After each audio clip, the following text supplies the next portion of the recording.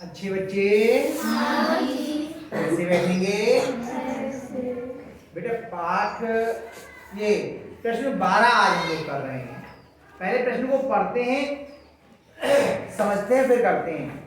ये कह रहे हैं a पे घात 2b माइनस b पे घात 3 का गुणनखंड कीजिए तथा प्राप्त परिणाम का 101 पे घात 2 गुणा 100 माइनस 100 पे घात 3 का मान ज्ञात करने में अनुप्रयोग कीजिए। देखिए, अगर हम यहां पर देखें, पहले लिखा है a पे घात 2b ऋण b पे घात 3 और इसके अनुप्रयोग से मान किसका ज्ञात करना है? 101 पे घात 2 ऋण गुणा 100 माइनस 100 पे घात 3। अगर हम इन दोनों की तुलना करें तो इसमें a का मान कितना है? 101 और b का मान कितना है? 100। ये इसको हम हल करके गुणनखंड के रूप में निकाल लें और बाद में इसका मान a और b का रख करके हम ज्ञात करने का प्रयास करेंगे। तो पहले इसके हम गुणनखंड करते हैं। a पे घात 2b ऋण b पे घात 3। गुणनखंड करने के लिए सबसे पहले हम क्या देखते हैं कि पूरे में कुछ भी सन्निहित यानी कि कॉमन तो नहीं है। तो क्या कुछ कॉमन है दोनों में? क्या है? b। यहाँ b पे घात 1 है, यहाँ b पे घात 3 है, तो b पे घात 1 कॉमन होगा।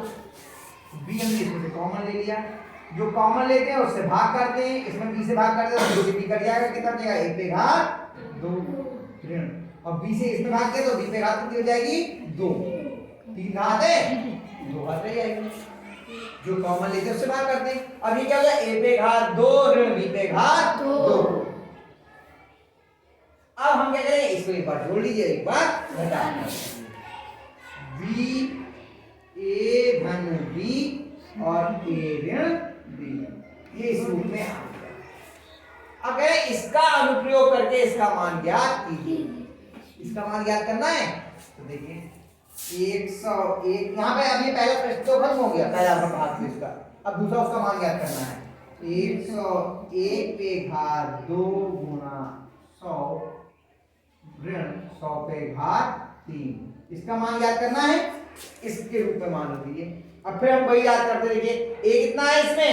101 और b कितना है? 100। यानी b की जगह यानी 100 गुणा a का मान 101 b का मान 100 ऋण 100 धन 100 ये धन b है और a माइनस b। ये तो क्या देखिए 100 यानी b a धन b a माइनस b। अब इतना लंबा सवाल तो देखिए कितनी आसानी से हो जाएगा। ये 100 गुणा 101 में 100 जोड़ा कितने हो गए? 201 और 101 में से 100 कितना किया? 1। तो बस 1 से गुणा करेंगे तो तय आएगा और 100 की 201 से गुणा करेंगे तो 201 के आगे कितने शून्य लग जाएंगे? जितने शून्य के आगे होते हैं कितने लग जाएंगे? कितने लगेंगे? 2।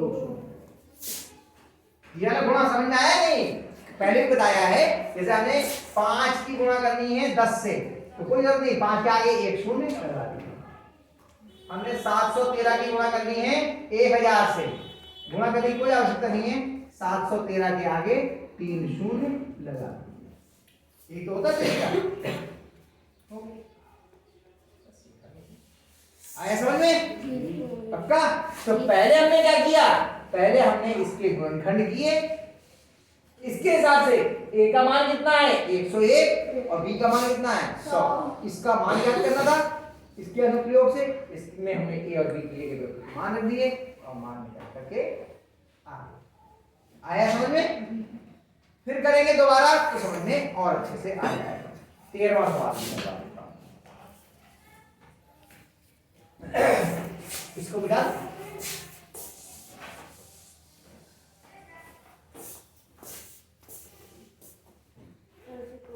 13वां प्रश्न क्या कह रहा है कि ऐसी कौन सी दो छोटी पूर्ण वर्ग संख्याएं हैं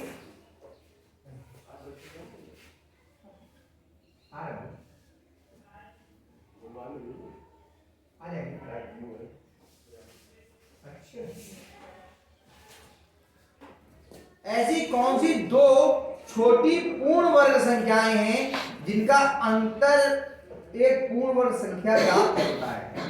यही दोनों छोटी पूर्ण वर्ग संख्याएं भी हैं और उनका अंतर भी पूर्ण वर्ग है। बहुत आसान सा है सवाल।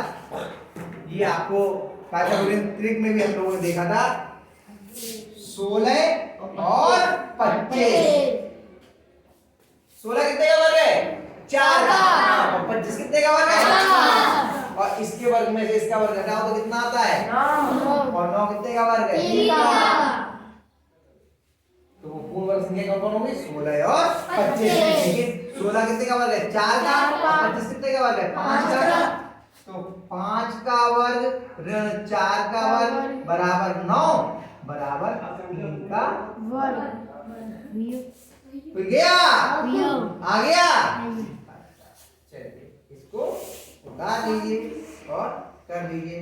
नहीं समझ में आएगा तो कैसे करेंगे? एक बार करके देखिए। ठीक है।